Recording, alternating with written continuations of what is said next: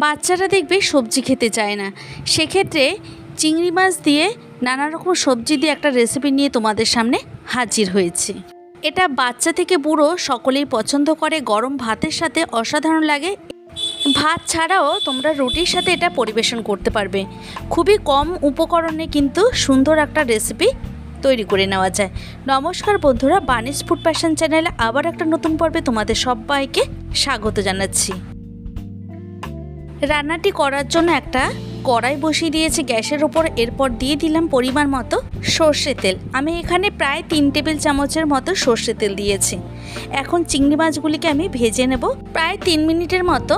অল্প আছে ভেজে নিলে কিন্তু চিংড়ি মাছগুলির স্বাদটা বজিয়ে থাকে। তো আমি এখানে প্রায় 2 থেকে 3 মিনিটের মতো ভেজে নিয়ে দেখো হালকা ব্রাউন কালার হয়ে যাওয়ার পর মাছগুলিকে তুলে নেব।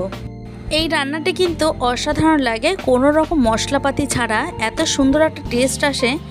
এরপরে আমি ওই তেলের মধ্যে আরও কিছুটা পরিমাণে তেল অ্যাড করে দিয়ে দিলাম 2টো কাঁচা লঙ্কা। কাঁচা লঙ্কাটাকে মাঝখান থেকে ফাটিয়ে নিয়ে দিয়ে দিয়েছি।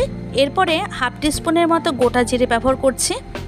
জিরের লঙ্কাটাকে 1 মিনিটের মতো ভালো করে ভেজে নেব। এরপরে কিছুটা আদা আমি ঠিক এইভাবে গ্রেটারে ঘষে নিচ্ছি। রান্নাটি করার জন্য আমি এখানে চিংড়ি মাছ ব্যবহার করেছি। তোমরা চাইলে চিংড়ি মাছ ছাড়াও এই রেসিপিটা খুব সহজে করে নিতে পারো। এখন আদাটাকেও কয়েক সেকেন্ডের মতো ভালো করে ভেজে নেব। আদার কাঁচা গন্ধটা চলে যাওয়ার পর এক এক করে সমস্ত সবজিগুলিকে দিয়ে দেব। প্রথমে দিয়ে দিলাম পেঁপে, এরপরে বিনস দিয়ে দিচ্ছি, দেব এর মধ্যে পটল, অ্যাড করছি এর মধ্যে কেটে রাখা ডাঁটা। আমি এখানে একটা ডাঁটা ছোট ছোট টুকরো করে কেটে নিয়ে দিয়ে দিলাম। আলুগুলিকে ভাপিয়ে নিয়ে দিয়েছি। এরপরে অ্যাড করছি 1 থেকে 2টোর মতো ঝিঙে। এরপরে এর মধ্যে কেটে রাখা কুমড়োগুলি দিয়ে সমস্ত সবজিগুলিকে ভালো করে কষিয়ে নিতে হবে। গ্যাসের ফ্লেমটাকে এখানে মিডিয়ামে রাখা আছে। এখন সবজিগুলিকে এইভাবে ভেজে নেব। আচ্ছা, ওপর থেকে একটু হলুদ গুঁড়ো দিয়ে দিলাম। এরপর দিয়ে দিলাম সামান্য একটু জিরের গুঁড়ো, হাফ টিস্পুনের মতো দিলে হবে। টেস্ট অনুযায়ী দিয়ে দিচ্ছি নুন। খুবই সিম্পল একটা রেসিপি, কিন্তু স্বাদ হয় কিন্তু অসাধারণ। এখন ভালো করে সবজিটাকে কষিয়ে নেব। গ্যাসের ফ্লেমটাকে একটু বাড়িয়ে দিয়ে আমি প্রায় 3 মিনিটের মতো এইভাবে কষিয়ে নিচ্ছি। নানান রকম সবজি দিয়ে রেসিপিটা করা যেহেতু একটা পুষ্টিগুণে সমৃদ্ধ একটা রেসিপি। এখন ঢাকনা চাপা দিয়ে দেব। ঢাকনা চাপা দিয়ে আমি 5 মিনিটের মতো অপেক্ষা করার পর ঢাকনাটা সরিয়ে নিয়ে এখন চিংড়ি মাছগুলিকে দিয়ে দিচ্ছি। এখন আবারও চিংড়ি মাছগুলিকে এর মধ্যে খুব ভালো করে মিশিয়ে নাড়াচাড়া করে রান্না করে নিচ্ছে। এই সবজিগুলির মধ্যে যখন চিংড়ি মাছ দেওয়া হবে তখন কিন্তু এর স্বাদ দ্বিগুণ মাত্রা বেড়ে যায়।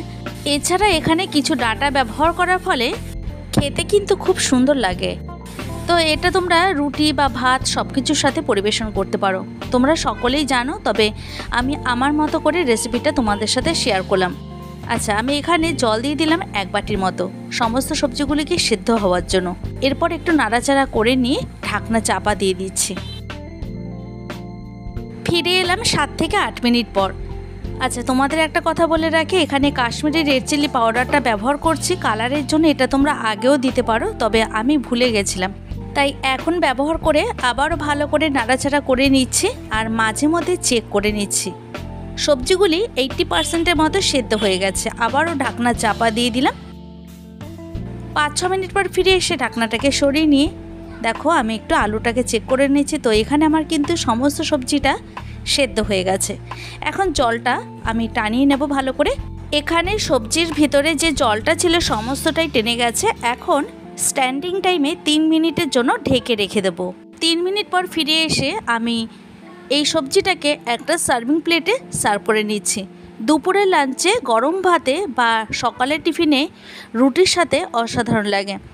রেসিপিটা কেমন লাগলো অবশ্যই কমেন্ট করে জানাবে। ভালো লাগলে লাইক আর শেয়ার করার অনুরোধ রইল। আবারও দেখা হবে অন্য কোনো ভিডিওতে, অন্য কোনো দিন এবং অন্য কোনো সময়। তোমরা সবাই ভালো থেকো, সুস্থ থেকো। আজকে ভিডিওটা আমি এখানেই শেষ করছি।